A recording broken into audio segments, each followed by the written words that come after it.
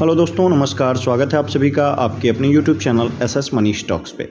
दोस्तों, आज की क्लास में हम सभी संधि पे आधारित कुछ महत्वपूर्ण प्रश्नों का अध्ययन करने वाले हैं, जो कि आपकी परीक्षा की दृष्टि से काफ़ी महत्वपूर्ण है। ठीक है, तो इसी के साथ आज की क्लास को शुरू करते हैं, जिसमें हमारा आज का पहला प्रश्न है, मतैक्य का संधि विच्छेद करें। तो मतैक्य का संधि विच्छेद हमारा हो जाएगा मत धन ऐक्य के बराबर मतैक्य। ऑप्शन नंबर ए हमारे इस प्रश्न का बिल्कुल सही आंसर हो जाएगा कि मत धन ऐक्य जो है यह मतैक्य का बिल्कुल सही संधि विच्छेद होगा। अगला प्रश्न देखेंगे। अगला प्रश्न कह रहा है अन्वय का संधि विच्छेद कीजिए। तो अन्वय का सही संधि विच्छेद जो हो जाएगा वो हो जाएगा अनुधन अय बराबर अन्वय। ऑप्शन नंबर ए बिल्कुल सही ऑप्शन हो जाएगा।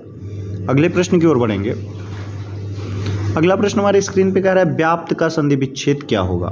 बी धन आपत, बी धन अप्त, बी धन आप्त या बी धन आप्त। तो व्याप्त का सही संधि विच्छेद जो हो जाएगा हमारा वी धन आप्त हो जाएगा, अर्थात बी धन आप्त बराबर व्याप्त। ऑप्शन नंबर डी इस प्रश्न का बिल्कुल सही आंसर हो जाएगा। अगला प्रश्न देखेंगे। अगला प्रश्न कह रहा है न्यून का संधि विच्छेद कीजिए। तो न्यून का सही संधि विच्छेद हो जाएगा नी धन ऊन बराबर न्यून। ऑप्शन नंबर सी हमारा इस प्रश्न का बिल्कुल सही आंसर हो जाएगा। अगले प्रश्न की ओर बढ़ेंगे। अगला प्रश्न कह रहा है पुनर्जन्म का संधि विच्छेद क्या होगा। तो पुनर्जन्म का सही संधि विच्छेद हो जाएगा पुनः धन जन्म बराबर पुनर्जन्म। ऑप्शन नंबर ए इस प्रश्न का बिल्कुल सही आंसर हो जाएगा पुनः धन जन्म बराबर पुनर्जन्म। अगले प्रश्न की ओर बढ़ेंगे। अगला प्रश्न हमारे स्क्रीन पे कह रहा है पावकः का संधि विच्छेद करें। तो पावकः का सही संधि विच्छेद होता है पौ धन अकः बराबर पावकः। ऑप्शन नंबर डी इस प्रश्न का बिल्कुल सही आंसर हो जाएगा पव धन अकः बराबर पावकः। अगले प्रश्न की ओर बढ़ेंगे। अगला प्रश्न कह रहा है राकेश का संधि विच्छेद क्या होगा।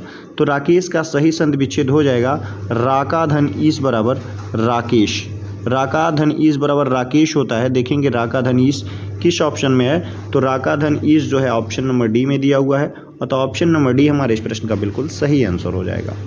अगले प्रश्न की ओर बढ़ेंगे। अगला प्रश्न हमारे स्क्रीन पे कह रहा है भानुदय में कौन सी संधि है। गुण संधि, अयादि संधि, वृद्धि संधि या दीर्घ संधि। तो भानुदय में जो संधि हो जाएगा यह दीर्घ संधि हो जाएगा। ऑप्शन नंबर डी बिल्कुल सही हो जाएगा। भानुधन उदय बराबर भानुदय, बड़ा ऊ का मात्रा आ रहा है संधि के उपरांत, अर्थात दीर्घ संधि हो जाएगा। अगला प्रश्न देखेंगे। अगला प्रश्न हमारे स्क्रीन पे कह रहा है धावकः का संधि विच्छेद क्या होगा। तो धावकः का सही संधि विच्छेद धौ धन अक बराबर धावक हो जाएगा। ऑप्शन नंबर बी इस प्रश्न का बिल्कुल सही आंसर हो जाएगा कि धौ धन अक बराबर धावक होता है। अगले प्रश्न की ओर बढ़ेंगे। अगला प्रश्न हमारा कह रहा है सीमा धन अंत का संधि शब्द क्या होगा। तो सीमा धन अंत बराबर हो जाएगा जुड़ने के बाद सीमांत, सीमांत हो जाएगा। ऑप्शन नंबर ए हमारा इस प्रश्न का बिल्कुल सही आंसर हो जाएगा और इसमें प्रयुक्त संधि जो हो जाएगी वह दीर्घ संधि हो जाएगी। अगला प्रश्न देखेंगे। अगला प्रश्न कह रहा है दुःशासन का संधि विच्छेद क्या होगा।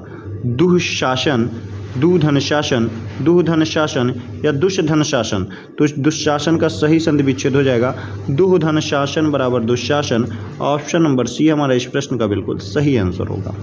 अगले प्रश्न की ओर बढ़ेंगे। अगला प्रश्न हमारे स्क्रीन पे कह रहा है गुण संधि का उदाहरण है महाधन औषधि, महाधन ईश्वर, भोजन धन औषधि या गिरधन ईश। तो गुण संधि का जो उदाहरण हो जाएगा महाधन ईश्वर हो जाएगा। महाधन ईश्वर बराबर होता है माहेश्वर, अतः माहेश्वर जो हो जाएगा वह हमारा गुण संधि का उदाहरण हो जाएगा, क्योंकि गुण संधि में ए और ओ रिजल्ट में हमको मिलता है, अतः ए हमारा माहेश्वर में मिल जाएगा। गुण संधि का उदाहरण महाधनेश्वर। ऑप्शन नंबर ई इस प्रश्न का बिल्कुल सही आंसर हो जाएगा। अगले प्रश्न की ओर बढ़ेंगे। अगला प्रश्न कह रहा है व्यायाम का संधि विच्छेद क्या होगा। तो व्यायाम का सही संधि विच्छेद बी धन आयाम हो जाएगा। ऑप्शन नंबर बी इस प्रश्न का बिल्कुल सही आंसर होगा कि बी धन आयाम बराबर व्यायाम होता है। अगले प्रश्न की ओर बढ़ेंगे। अगला प्रश्न हमारी स्क्रीन पे कह रहा है ज्ञानोदय में कौन सी संधि है। तो ज्ञानोदय में हम संधि देखेंगे तो हो जाएगा ज्ञान धन उदय बराबर ज्ञानोदय, जो कि हमारा गुण संधि हो जाएगा ज्ञानोदय में। गुण संधि किसका पार्ट होता है? तो गुण संधि स्वर संधि का भाग होता है। तो ऑप्शन नंबर सी हमारा इस प्रश्न का बिल्कुल सही आंसर हो जाएगा कि ज्ञानोदय में जो है स्वर संधि का भाग गुण संधि है, क्योंकि ए और ओ का इस्तेमाल जो है वह गुण संधि में होता है और ज्ञानोदय में न के ऊपर ओ का मात्रा है, अतः यह स्वर संधि का गुण संधि भाग हो जाएगा। अगले प्रश्न की ओर बढ़ेंगे। अगला प्रश्न हमारे स्क्रीन पे कर रहा है गणेश का संधि विच्छेद क्या होगा? तो गणेश का सही संधि विच्छेद हो जाएगा गण धन ईश बराबर गणेश। गण धन ईश बराबर गणेश हो जाएगा। देखेंगे गण धन ईश किस ऑप्शन में दिया हुआ है? तो गण धन ईश जो है ऑप्शन नंबर डी में दिया हुआ है, अतः ऑप्शन नंबर डी हमारे इस प्रश्न का बिल्कुल सही आंसर हो जाएगा। अगले प्रश्न को देखेंगे। अगला बहुत प्रश्न जो कि बहुत ही इंपॉर्टेंट है, कह रहा है अधरोष्ठ का संधि विच्छेद क्या होगा? अधरधन रोष्ठ, अधरधन रोष्ठ, अधरधन ऊष्ठ या अधरधन ओष्ठ? तो अधरोष्ठ का सही संधि विच्छेद अधरधन ओष्ठ हो जाएगा। ऑप्शन नंबर डी इस प्रश्न का बिल्कुल सही आंसर हो जाएगा। अगला प्रश्न देखेंगे। अगला प्रश्न हमारी स्क्रीन पे कह रहा है अनुच्छेद का संधि विच्छेद क्या होगा?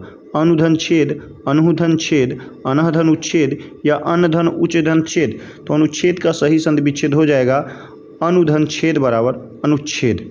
अनुधन छेद बराबर अनुच्छेद हो जाएगा। ऑप्शन नंबर 20 प्रश्न का बिल्कुल सही आंसर हो जाएगा। अगले प्रश्न की ओर बढ़ेंगे। अगला प्रश्न हमारे स्क्रीन पे कह रहा है अतएव का संधि विच्छेद क्या होगा? तो अतएव का संधि विच्छेद जो होता है वह अतः धन एव हो जाएगा। अतः धन एव देखेंगे किस ऑप्शन में है? तो ऑप्शन नंबर ए में अतः धन एव दिया हुआ है, अतः अतएव का सही संधि विच्छेद ऑप्शन नंबर ए इस प्रश्न का बिल्कुल सही आंसर हो जाएगा। अगले प्रश्न की ओर बढ़ेंगे। अगला प्रश्न कह रहा है सर्वोत्तम का संधि विच्छेद क्या हो जाएगा? तो सर्वधन उत्तम बराबर सर्वोत्तम होता है। ऑप्शन नंबर 20 प्रश्न का बिल्कुल सही आंसर हो जाएगा। अगले प्रश्न की ओर बढ़ेंगे। तो ये रहे संधि से संबंधित हमारे कुछ महत्वपूर्ण प्रश्न जो कि आपकी परीक्षा की दृष्टि से काफ़ी महत्वपूर्ण है। ठीक है, तो मिलते हैं अगली क्लास में एक नए टॉपिक से संबंधित कुछ महत्वपूर्ण प्रश्नों के साथ। धन्यवाद।